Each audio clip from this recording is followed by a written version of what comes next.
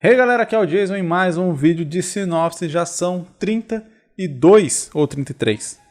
Acho que 32, né? Esse é o 32. Você já sabe, porque você está vendo no título, mas eu não sei nesse momento que eu estou gravando. Esse é o 32. Muitos vídeos, muitas sinopses ainda por aí. Vamos começar. A primeira sinopse do dia é a Blood Petals. Pétalas sangrentas. Eu acho que dá até pra chamar de pétalas sangrentas ou pétalas ensanguentadas. Pra mim é um título brasileiro que fica legal em português. O protagonista se chama Atsu. Ele acorda com amnésia em uma floresta em meio a um mundo de fantasia habitado por criaturas misteriosas e hostis, onde ele precisa aprender a sobreviver com o passar da história. Após lutar com uma dessas criaturas e acabar quase morto, ele é salvo por algumas crianças e levado até uma vila localizada perto daquela floresta. Após se recuperar de seus ferimentos e conversar com o ancião da vila, ele descobre que não muito longe dali existe uma cidade grande que é controlada por um rei autoritário e os habitantes daquela vila são renegados, que conseguiram fugir daquele reino. Ok. Agora, para sobreviver àquele mundo, com a ajuda dos aldeões, ele terá que aprender técnicas de espada e magia e lutar contra as ameaças naturais e humanas, enquanto tenta descobrir quem ele realmente é. Entendi. Eu não consegui captar aqui pela história, até porque como protagonista ele acorda com amnésia se ele é desse mundo ou se ele pertence a outro mundo. Tudo indica aqui, pelas coisas que está escrito na sinopse, que ele vem de outro mundo, né? Porque sempre está destacando que esse mundo é muito diferente. É legal a história do personagem que ele acorda com amnésia. Eu acho que pra gente conseguir fazer essa história um pouco mais centrada, seguindo aquele padrão que eu sempre falo aqui sobre a gente tentar fazer histórias um pouco menores, não imaginar algo de 20, 30, 40 capítulos, porque vão levar 10, 15 anos para fazer.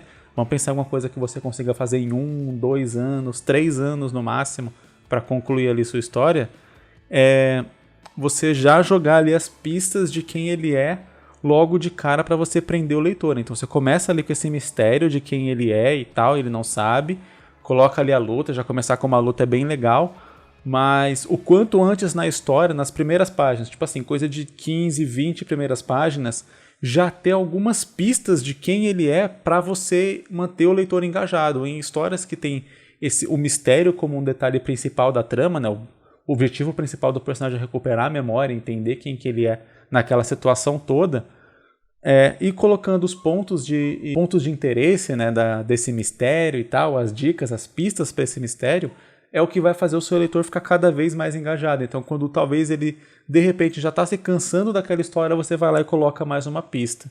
Então, tem várias histórias que trabalham muito bem com isso. Então, você consegue até abranger um pouco mais, fazendo ele resolver problemas locais daquela vila, problemas daquele reino, daquela, né? De toda essa situação que está acontecendo, que não tem relação direta e imediata, ou pelo menos superficialmente, com o passado dele, com quem ele é de verdade, mas que enquanto ele vai fazendo isso, algumas pistas vão sendo reveladas de modo que ele consiga ir em direção à trama principal. Um dos problemas que geralmente faz com que uma história ela acabe ficando muito extensa é o autor não ir direto para as tramas principais. E isso pode ser ruim tanto pelo lado de fazer a história ficar muito longa, e aí a gente acaba nunca terminando ela, acaba sendo aquele quadrinho imenso, gigantesco, que a gente vai levar 15 anos para fazer, e ninguém vai ficar 15 anos desenhando um quadrinho, pelo menos não no Brasil. Pelo menos não como a gente está hoje, infelizmente.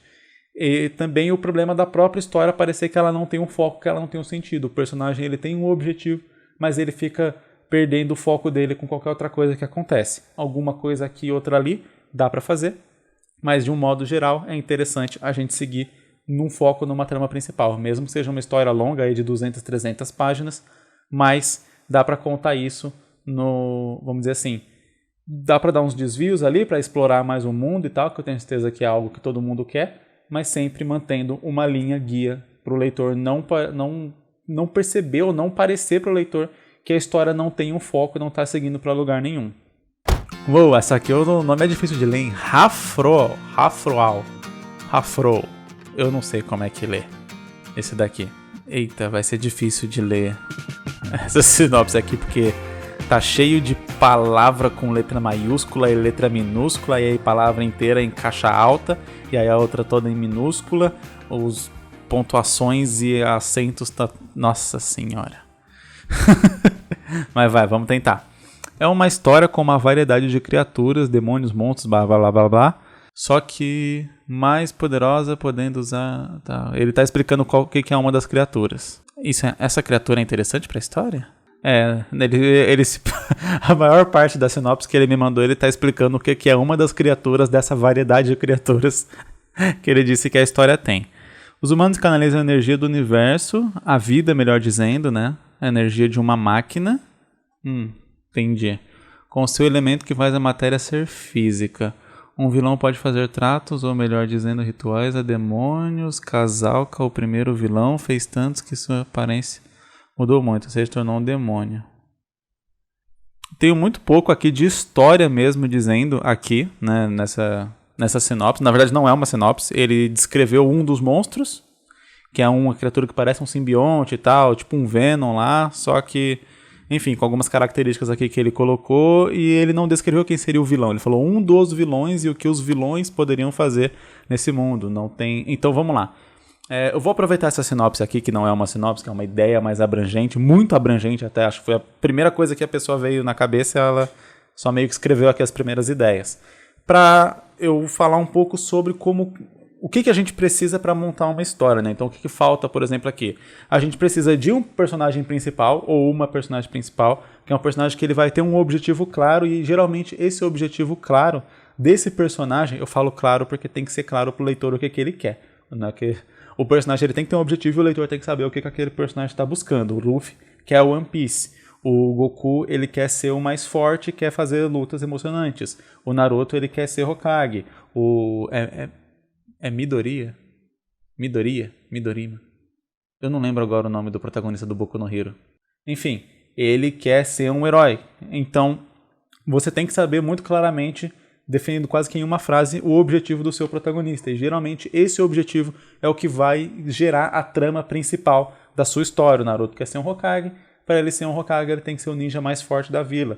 Para isso, ele vai fazer missões, blá blá blá blá blá blá blá, e a história vai se desenrolando através disso. O Naruto, no caso, acaba sendo um exemplo até um pouco controverso, porque ao longo da história o objetivo dele para de ser o Hokage, por mais que ele continue dizendo isso, mas a gente não vê isso na trama, e começa a ser resgatar o Sasuke. Então o objetivo principal dele passa muito mais a ser o Sasuke do que se tornar Hokage. E aí entra até esse ponto importante, que é o seu personagem não pode só dizer o objetivo dele, a gente tem que ver as atitudes dele para realizar aquele objetivo, que é isso que faz a trama, que faz a história andar. Então toda história precisa de um personagem ou um grupo de personagens que vão ter esses objetivos para fazer a história andar. E ela também vai ter geralmente um ou mais vilões principais, né? Mas vai ter geralmente um vilão principal, que é aquele vilão que representa o contraponto ao desejo daquele personagem. Então, se o Naruto quer ser Hokage e quer ser Hokage da vila de Konoha, o vilão é alguém que quer destruir a vila de Konoha. E se ele destruir a vila de Konoha, o Naruto não tem como ser Hokage dela. Então ele tem que ir enfrentar esse inimigo para poder realizar o objetivo dele. Então é basicamente essa a premissa básica de qualquer história. Eu diria até que antes de a gente pensar no universo, nos poderes, no que vai ter, a gente precisa ter isso muito bem definido, porque é isso que mantém o leitor interessado na história. Muitas vezes um universo interessante pode até ser um bom ponto de partida para o leitor falar: parece legal, vou ver. Só que quando ele começa a ver, não é o universo que se sustenta. Ninguém vai ler uma história de 30 páginas só explicando como que aquele universo se comporta.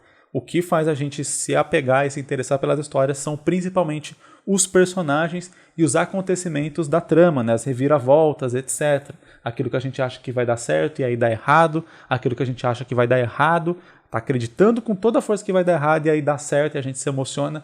São todas as coisas que acontecem ao redor de personagens que fazem a gente se interessar por uma história, porque nós somos pessoas e pessoas se interessam e sentem empatia por outras pessoas, ou pelo menos outros seres vivos que são personificados, digamos assim. Você pode fazer o protagonista da sua história ser um cachorro, mas você vai dar certas características humanas, como emoções, para ele, para que quem está lendo consiga se identificar diretamente ali com o seu personagem.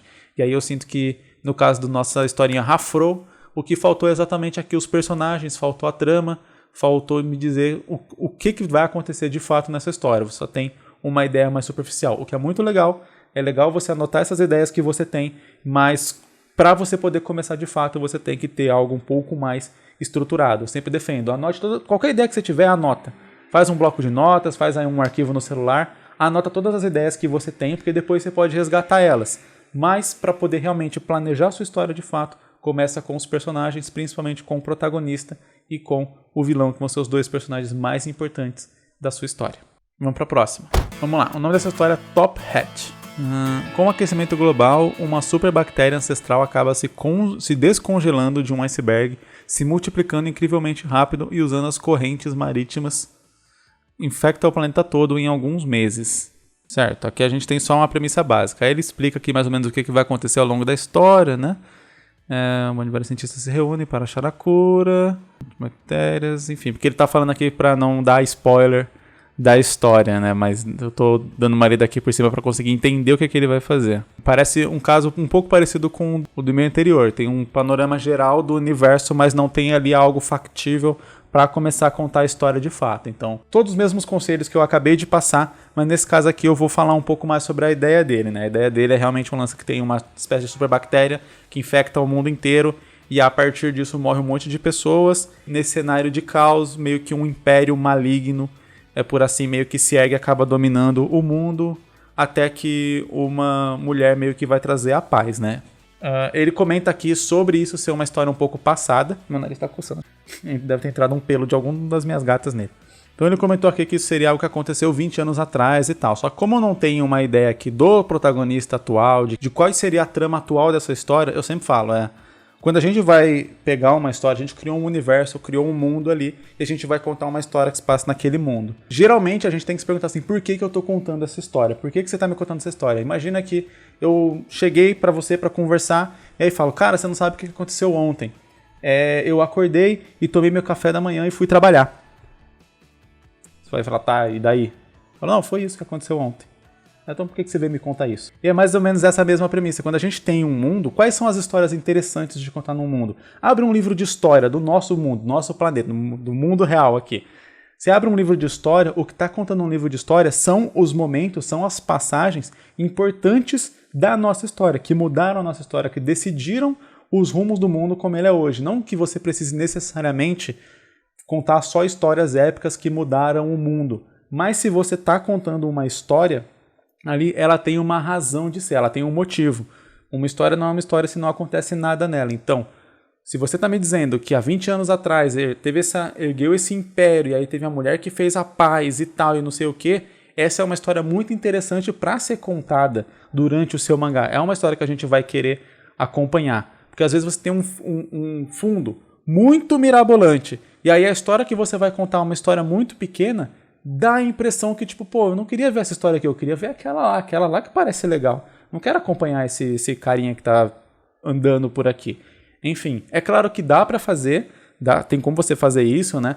Eu tenho uma proposta até um pouco parecida em Makai Meio aqui no meu mangá, então tem alguns acontecimentos maiores que definem um mundo na trama, e o que eu tô contando é sobre essa empresa de correio e do protagonista fazendo entregas. Só que as entregas que ele faz têm alguma importância, tem alguma relevância ali para o cenário mundial ou algo assim. Ela é uma empresa relevante. Eu poderia até contar um caos um pouco menor ou coisa do tipo dentro dessa história. Só que sempre tem que ter aquilo. Tem que ser uma história interessante para o leitor ler. Tem que ser uma história que tenha a ver com esse universo. Porque se você criou todo um universo mais amplo, o leitor tem que conhecer esse universo, e para ele conhecer esse universo, a história que está rolando tem que ter alguma relação com esse universo, porque senão você meio que criou à toa. Porque um erro que muitas vezes algum autor comete, né, é exatamente, eu criei um universo mega gigantesco na minha história, Jason, pô, eu pensei em tudo, eu quero mostrar isso pro leitor. E aí ele vai lá e antes de começar a história ele coloca um monte de texto, um monte de coisa, explicando, apresentando o universo dele. Você fala, cara, o leitor não vai ler isso. Você só tem, mesmo que você tenha criado um universo gigantesco, cheio de complexidades e coisas, muito legal, mas pega só o que vai ser útil para aquela história que você está contando naquele momento, daquele universo, e aquilo você conta para o seu leitor. Todas as outras coisas que não tem a ver com a história que você está contando, você deixa para uma outra história, depois abordando esse universo de outro aspecto. O legal é você sempre pensar no leitor, em quem está lendo aquela história, como que ele vai se sentir quando ele estiver lendo, o que ele vai querer saber, o que ele não vai. É só pensar no seu próprio comportamento quando você está lendo. Se você abre uma história e tem 1 milhão de textos falando sobre um monte de coisa, explicando um monte de coisa, muito provavelmente você vai ficar com preguiça. Ou vai pular esse texto, ou já vai falar, deixa pra lá, vou ler outra coisa. E isso é aquilo que a gente não quer nas nossas histórias. Nossa última sinopse de hoje chama Far World. Em um mundo ambientado no Velho Oeste se passa a nossa história. Há um certo tempo foram descobertas as Stream Stones, joias mágicas com a capacidade de proporcionar variados poderes aos seus usuários. Porém, nem tudo são flores. Os ricos poderosos, junto aos Rangers, começaram a fazer uso das mesmas joias para fins pessoais, instalando um novo governo que aos poucos veio tomando o mundo de forma egoísta. Interessante. Em contrapartida, há também aqueles que vão contra as ordens do governo, seja tanto para defender os mais fracos e oprimidos, quanto para defender sua ganância e seu desejo pessoal. Esses são chamados foras da lei. Legal. Então conhecemos Ethan Harding, um jovem burro, mal educado e muito elétrico, que nutre um grande senso de justiça e desejo de lutar contra a desigualdade do governo. Sendo assim, Ethan parte eu imagino que seja uma jornada, que não tem a palavra aqui, tá? Ethan parte em uma para se tornar o maior fora da lei que esse mundo já viu. Cara, gostei demais da ambientação, porque existe, né, um lance de romantização dos piratas do Velho Oeste, né, dos fora da lei do Velho Oeste e tal. Então, quando você já coloca ali um mega governo corrupto, um mega governo do mal, e daí você faz os fora da lei, sendo que esse governo é a lei, então a lei é má.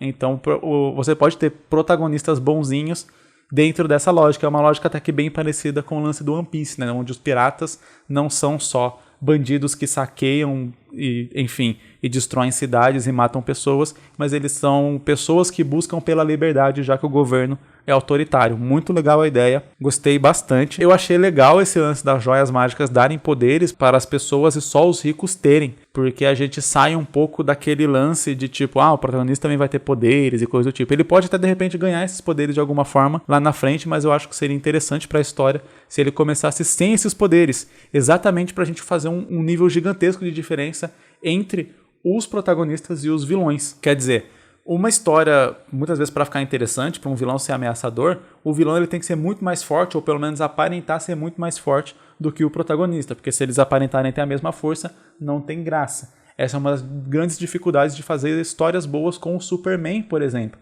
Você tem que se focar em muitos outros aspectos da trama e tal, de sentimento e coisa do tipo, para você fazer uma história legal, porque o Superman é o Superman. Quem que é tão mais forte que ele a ponto de ser um vilão à altura? Por isso inventam uns vilões tipo o Doomsday, o Darkseid, tipo uns imperadores do universo e tal, para poder derrotar o Superman, porque realmente ele já é um personagem muito, muito, muito poderoso. E o Dragon Ball também acaba fazendo muito isso, né? Conforme você vai escalando o poder do Goku, ele vai ficando cada vez mais forte, você tem que ir enfiando cada vez um vilão mais extravagante ao ponto de destruir o universo com um estalar de dedos para poder ser comparado ali com o Goku. Então, você tem um personagem ali, protagonista, que ele é pobre, ele é burro, como você mesmo falou aqui, eu achei bem legal isso. E ele não tem poderes, e os inimigos que ele vai ter que enfrentar são do governo, são poderosos no sentido de ter poder, de ter dinheiro, de ter controle. Isso já é forte o suficiente.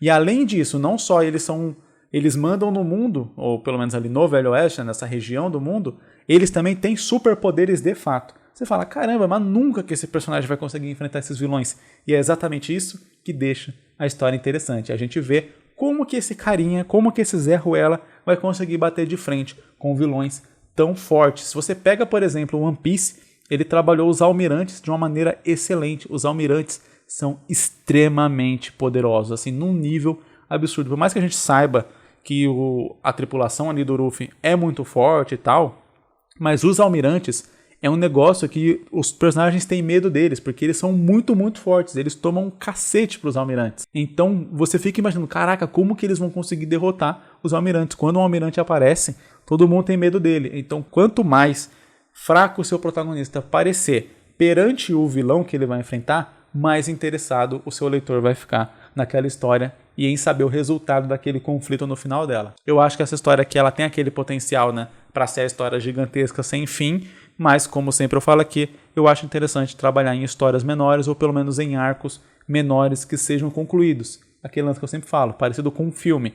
Você pode terminar um filme ali, fazer um filme só fechado e acabou, você pode fazer uma sequência de 8 filmes, mas cada filme isolado conta uma história ali por si só. Quando você vê todos os filmes juntos, você tem uma história muito maior, mas você não precisa necessariamente ter tudo isso para poder ter uma boa história, para poder aproveitar aquela história ali.